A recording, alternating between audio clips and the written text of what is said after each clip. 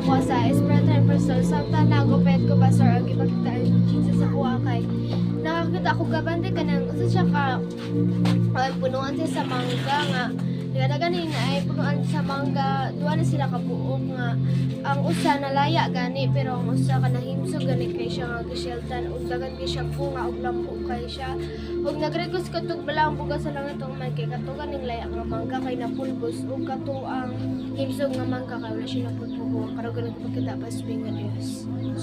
The name of Jesus Christ, in the mighty name of Jesus, you are holy, magnified in the name of Jesus. Father God, I pray wish karababos the name of Jesus. You are holy, duplicate anointing in this place. You are holy, mighty God, the name of Jesus. Ikaw ang kaligon o kinabuhi anay nga dapit. Ikaw ang kalasag, Father God. Sa tanang grupo sa mga matang nagatamot sa kasabutan, ikaw ang Diyos nagatag kadaugan. Silpi-silpi dirigid matarog, nagamati numanong kanimo. And in the Father, the Son of God, in Jesus' mighty name. Ang kadawang pagkita ni Jesus sa kuha sa Espiritu Realm. Una, mga punuan siya sa kahoy, sa kagubatan na nakahilira ng mga kahoy. Pagkahuman, na hindi agi na ipo-ipo siya, nakalayo na ipalibutan siya.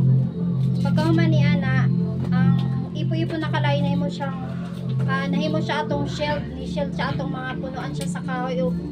Nakita na ko nga nagpakanaog og balang bugas sa lang itong amahan naata dito sa sulod sa katong kakalayo na ipo-ipo og nag-request ko balang bugas sa lang itong amahan wala siya napulpog kadaw ni pagkita para sa nga Dios. The name of Jesus Christ, in the mighty name of Jesus. Ikaw ang Diyos ni Prophet Abraham, Isaac, Jacob, ang Israel. Ikaw ang Diyos nga nagaputang sa balang ng gamahanan, inugan mga pulong sa mga babaparigan itong nagamatinuman.